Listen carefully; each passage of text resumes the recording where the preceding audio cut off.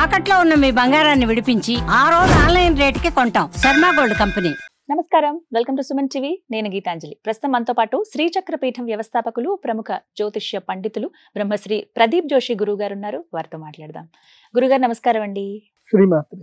కుంభమేళ ప్రారంభమైంది. ఆల్మోస్ట్ 10 రోజులు దాటిపోయింది. ఇప్పటికే 12 కోట్ల మంది దాకా వెళ్ళి పవిత్ర సంగమం దగ్గర స్నానాలు ఆచరించారు. అయితే ఇంకా కొంతమంది వెళదాం అనుకుంటున్నారు. ముఖ్యమైన రోజులు అంటూ ఇంకొన్ని ఉన్నాయని చెప్తున్నారండి. అవి ఏవి, ఎందుకు వెళ్ళాలి అని అడిగే వాళ్ళకి మీరు ఇచ్చే సమాధానం ఏంటి? శ్రీ గురుభ్యో నమః. శ్రీమాత్రే. కుంభమేళ. ఫస్ట్ ఈ కుంభమేళ అని ఎందుకు అన్నారు? దీన్ని ఏదో ఒకటి అనొచ్చు కదా. కుంభమేళ అని ఎందుకు అనాలి అంటే, కుంభ అంటే కుంభరాశి లోపలికి శని రావడము, వృషభ రాశి లోపలికి గురువు రావడం.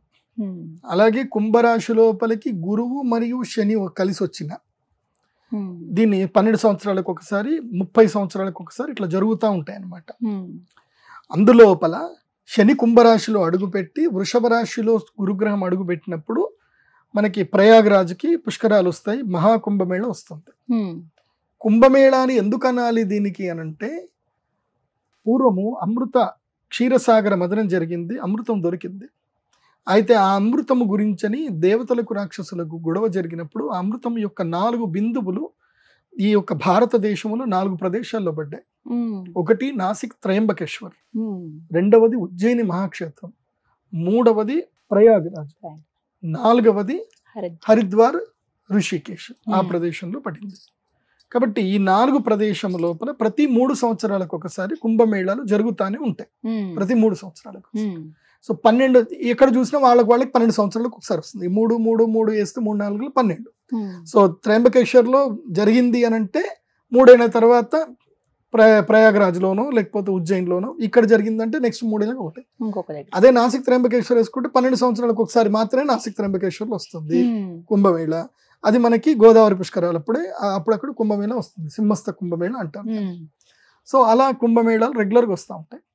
ఇప్పుడు ఉన్నటువంటి ఈ కుంభమేళ ఏందనంటే, ప్రయాగరాజ్లో వచ్చిన కుంభమేళాలు 144 సంవత్సరాలు అంటే ఈ 12 ప్యాటర్న్స్ 12x12 ప్యాటర్న్స్ జరిగాయి. కాబట్టి ఇది 144 సంవత్సరాలకు ఒకసారి వచ్చినటువంటి కుంభమేళ అంటారు. ఇది ఇక్కడ ప్రయాగరాజ్లోనే ఎందుకు స్నానం చేయాలి అంటే ఏంటంటే, గంగా, యమున, సరస్వతి ఈ 3 నదుల యొక్క సంగమ క్షేత్రము. ప్రయాగరాజ్ అని ఎందుకు అంటారు? వీటికి కూడా రాజ్ అని పేరు పెట్టాలి. వీళ్ళు రాజ్ ఎందుకోసం అన్నారు అంటే, ఈ 4 పుణ్యక్షేత్రములలో తీర్థము లోపల ఇది నంబర్ 1 టాప్ పుణ్యతీర్థము. కాబట్టి దాన్ని ప్రయాగరాజ్ అంటారు. ఆ ప్రయాగరాజ్లో గుప్తంగా సరస్వతి నది వస్తుంది.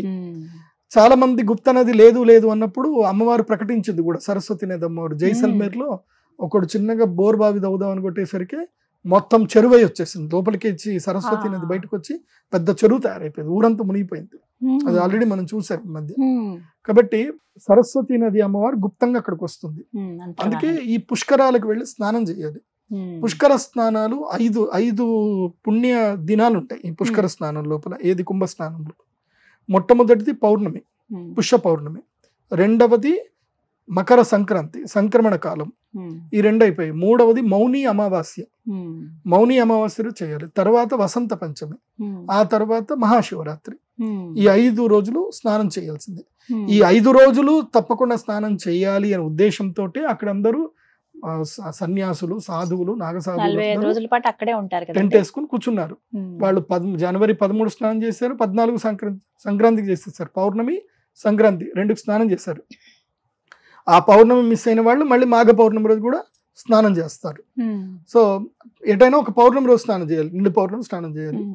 చేసి మళ్ళీ కంటిన్యూగా మౌని అమావాస్య స్నానం చేయాలి. తర్వాత ఇది కొంతమంది 7 కానీ 8 కానీ కూడా చేస్తారు. రథ సప్తమికి చేస్తారు, తర్వాత మాఘ పౌర్ణమికి చేస్తారు, తర్వాత మాఘ అమావాస్య కూడా చేస్తారు. Most of the end day వచ్చేసి మాఘ అమావాస్య. కాకపోతే చెప్పాను కదా, ఇప్పుడు దీక్షాపరులు, తపస్సంపన్నులందరూ కూడా అక్కడే ఉండి చేస్తారు. మనం సామాన్యులము, మనకు ఒక 5 రోజులు లేకపోతే ఆఫీసర్ ఫోన్ చేస్తాడు, ఉద్యోగంలో ఉన్నావా పోయావా అని అడుగుతాడు. సో అట్లాంటివి కాకుండా ఉండాలి అని అంటే 1 రోజు వెళ్ళి స్నానం చేసిరండి.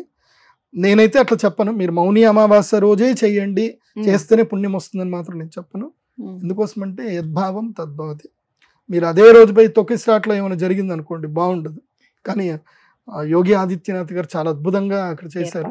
నేను చెప్పేది ఏంటంటే మీరు ప్రయాగరాజ్కి మౌని అమావాస్య రోజు స్నానం చేస్తే మంచిది. మౌని అమావాస్య, వసంత పంచమి, మహాశివరాత్రి, మాఘ అమావాస్య, మాఘ పౌర్ణమి, ఇంకా 5 రోజులు ఉన్నాయి.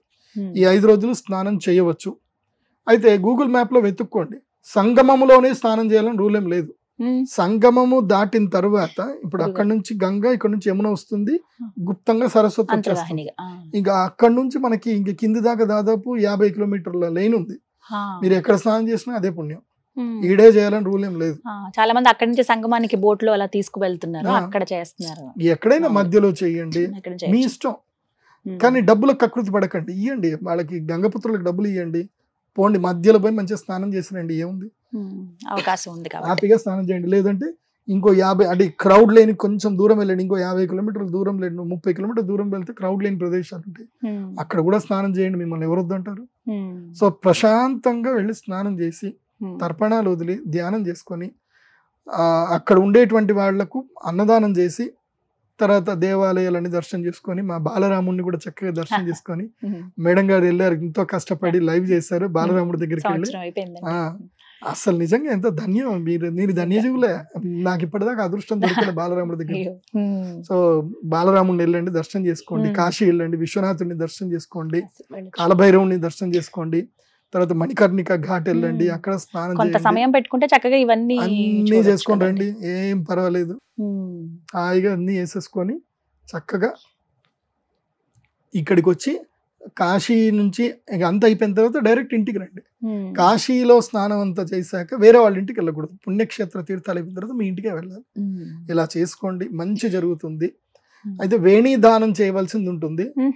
ఇప్పుడు ఈ ప్రయాగరాజ్ పుష్కరాలకు వెళ్తే వేణి దానం, ఆడవాళ్ళు జుట్టు కత్తిరించవలసిన ప్రదేశం ఒక్కటే ఉంటుంది, అది కేవలం ప్రయాగరాజ్ మాత్రమే. సో వాళ్ళ భర్త తోటి జుట్టు కత్తిరింపజేసుకోవాలి. అంటే ఎలా 3 కత్తిర్లు అలా ఇవ్వాలంటే ఏమో వాళ్ళ ఇష్టం, ఇక్కడ దాకా ఇస్తే ఇక్కడ దాకా ఇవ్వచ్చు, ఇంత ఇస్తా అంటే ఇంత ఇవ్వచ్చు, ఎవరి ఇష్టం వాళ్ళది. సో వేణి దానం అయితే చెయ్యాలి, కాకపోతే ఒకటేసారి చేయాలి, జీవితకాలం ఒకటేసారి చేయాలి. కానీ వేణి దానం ఎప్పుడు చేయాలి అని అంటే, నాకు తెలిసిన నియమం ఏంటంటే మెనోపాజ్ అయిన తర్వాత వేణి దానం చేయాలనేది నాకు తెలుసు.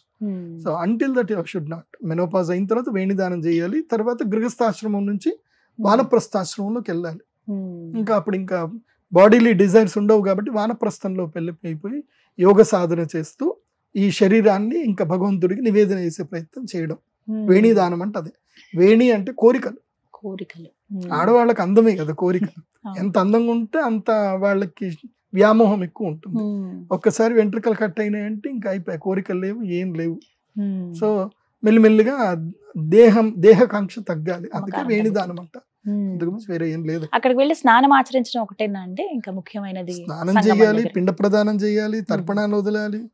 ఇప్పుడు అమ్మ నాన్న లేరు, అమ్మ కానీ నాన్న కానీ లేరు, చేయాలి, పిండ ప్రదానం చేయాలి. సడన్ గా ఎవరైనా పిల్లలు చనిపోయారు, వాళ్ళ కోసం కూడా చెయ్యాలి. కొంతమంది ఉంటారు వాళ్ళకి ఫ్రెండ్స్ అంటే చాలా ఇష్టము, వాళ్ళు సడన్ గా చనిపోయి ఉంటారు, వాళ్ళు అనాథలు ఉన్నారు, వాళ్ళ కోసం పెడతా అన్న కూడా అక్కడ వేరే వాళ్ళతోటి పెట్టించవచ్చు, వాళ్ళ పేరు చెప్పి. సో వాళ్ళ పేరు చెప్పి అన్నదానాలు చేయొచ్చు. ముఖ్యంగా పుష్కరాలు తీర్థాల్లో చేయాల్సింది ఏంటంటే పిండ ప్రదానాలే, అది తప్పకుండా చేయాలి. అది మునక వేసేటప్పుడు ఖచ్చితంగా ఈ మంత్రం గాని ఈ శ్లోకం గాని పఠించాలంటే ఏమైనా ఉన్నాయా? గంగా గంగా గంగా గంగమ్మ పేరు తెలుసుకుంటే చాలు, సింపుల్ మెథడ్. దానికి శ్లోకాలు ఉంటాయిలేండి. గంగా సింధు సరస్వతి యమున గోదావరి నర్మదా కృష్ణ భీమరతి చలియు శ్రీగండకి గోమతి కావేరి కపిల వరాహతనయ నేత్రావతి ఇత్యాదయో నద్యశ్రీ హరిపాద పంకజ బవాహ కుర్యాద్రువం మంగళం. ఇలా మంచి మంచి శ్లోకాలు ఉంటాయి. అక్కడ కూడా మీకు ఇస్తారులేండి, అక్కడ పాంప్లెంట్లు ఇస్తారు ఏ శ్లోకాలు చదవాలి. ఇంకా కానీ పుష్కర స్నానం సంబంధించిన శ్లోకాలు కొన్ని ఉంటాయి. అలాగే అక్కడ చాలా మంది అఘోరాలు నాగ సాధువులు ఉంటారు, వారిని దర్శించుకునే అవకాశం కూడా ఉంటుంది. చేయండి కానీ వెకిరి చేష్టలు వెర్రి పనులు చేయకండి, వాళ్ళ కోపాలు వచ్చి వాళ్ళ శాపాలు చాలా. అసలు ఇప్పుడు చూస్తున్నాం కదా గురుగారు, అంటే వాళ్ళని ఇరిటేట్ చేస్తున్నారో అసలు తెలియదు కానీ కొన్ని వీడియోస్ లో చూస్తుంటే భయం వేస్తోంది. వాళ్ళు వెనకాల పడుతున్నారు, కొడుతున్నారు, కోపం తెచ్చుకుంటున్నారు. వీళ్ళు ఏం చేశారో మరి అది మనకి తెలియదు. అది అలాంటివి నిజంగా వాళ్ళు మహిమలు చేయడానికి అక్కడ లేరు, వాళ్ళు సాధన చేసుకోవడానికి ఉన్నారు. మీ బాధలు కష్టాలు వాళ్ళకి చెప్పి వాళ్ళని ఇబ్బంది పెట్టకండి. వాళ్ళు అవైలబుల్లో ఉంటే వాళ్ళకి దండం పెట్టండి, వాళ్ళు ఏదైనా ఇస్తే తీసుకొని వచ్చేసేయండి. వాళ్ళు ఎవ్వరూ డబ్బులు డిమాండ్ చేయరు. మీకు ఏదైనా ఇవ్వాలి అనుకుంటే వాళ్ళకి ఇవ్వండి, అంతేగాని నేను ఇంత ఇస్తా నాకు ఆ పని చేసి పెడతావా ఇట్లాంటి ఎర్రి ముచ్చట్లు మాత్రం చేయకండి. వాళ్ళ కోపాలు వచ్చి వాళ్ళ శాపాలు పెడితే మాత్రం తట్టుకోలేరు. మీరు బాగా గుర్తుపెట్టుకోండి. నిజమైన నాగ సాధువులు చాలా అద్భుతమైనటువంటి వాళ్ళు అక్కడికి సూక్ష్మ రూపంలో వస్తారు, తపస్సు చేసుకుంటారు, వెళ్ళిపోతారు. అది బాగా గుర్తుపెట్టుకోండి. ఉన్నారు మంచి మంచి వాళ్ళు ఉన్నారు, కొంతమంది ఆ రూపంలో వచ్చి వ్యాపారాలు చేసుకునే వాళ్ళు ఉన్నారు. కానీ అందరినీ మనం ఒక తాటికి వెళ్ళలేము. సో మన కర్మ ఎవరి దగ్గరికి వెళ్ళాలంటే వాడి దగ్గరికి వెళ్తాం. ఇప్పుడు మా గురూజీ ఉన్నారు, అఘోరి గురూజీ, ఏక్ నిరంజన్, ఆయన చాలా సింపుల్గా ఉంటారు, బాగుంటారు ఆయన. నా గురూజీ అయితే అసలు ఎవరికి దర్శనం ఇవ్వరు, ఎవరిని కలవరు. ఆయన అసలు ఎవరిని దగ్గరకు కూడా రానివ్వరు. అసలు ఆయనకి శిష్య బృందము అవేమి ఉండదు. ఆయన ఒంటరిగా తిరుగుతాడు. ఆయన ఇప్పుడు ఇక్కడ కనిపించాడంటే కొన్ని రోజులకు అక్కడ కనిపిస్తాడు. ఎట్లా వస్తాడు ఎటు పోతాడో తెలియదు. ఆయన కారు ఉండదు, ఏముండదు. నడక మార్గం అంత దూరం ఎట్లా వస్తారో తెలియదు. అట్లా మా గురూజీ మాత్రం ఉంటారు.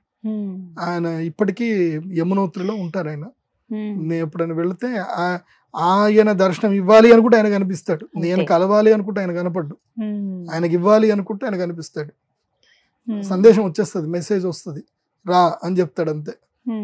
స్వప్నంలోనే దర్శనం అవుతుంది, రా అంటాడు, అనగానే మేము వెళ్ళిపోతాం. వెళ్ళిపోయి కనిపిస్తాం అంతే. నో ఫోన్లు, నథింగ్. ఆయనకు ఆయన దగ్గర ఫోన్ కూడా ఉండదు. నేను పలానా టైంకి ఆయన ఇక్కడ రా అని అంటాడు, అది ఆటోమేటిక్ ఏదో కనెక్షన్ అయిపోతుంది, నేను కలిసిపోతా అంతే. హరిద్వార్ రమ్మంటారు, రా అని హరిద్వార్కి రమ్మని అంటారు, వెళ్తాను, ఆయన అక్కడ కూర్చుంటాడు. నువ్వు ఇక్కడికి రావాలని నేను అనుకున్నా, వచ్చినావు, చెప్పు ఎట్లున్నావు అని అడుగుతారు అంతే. అట్లా ఆయన చాలా శక్తివంతుడు.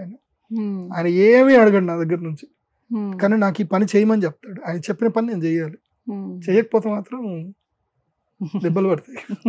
సో అట్లా అది అటువంటి గొప్ప గొప్ప గురువులందరూ ఇక్కడికి వస్తారు కదండి, నాగసాధువులు. మహాశక్తి సంపన్నులు, దేశం యొక్క శ్రేయస్సు కోరే మహానుభావులు ఇప్పటికి ఉన్నారు. వాళ్ళు ఉన్నారు కాబట్టి మనం ఇంత ప్రశాంతంగా ఉండగలుగుతున్నాం.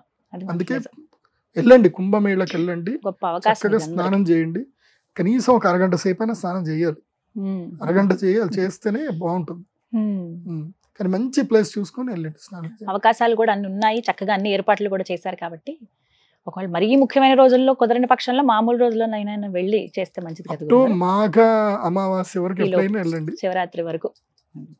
చాలా చక్కగా వివరించారు గురుగారు, ధన్యవాదాలండి. శ్రీమాత్రే.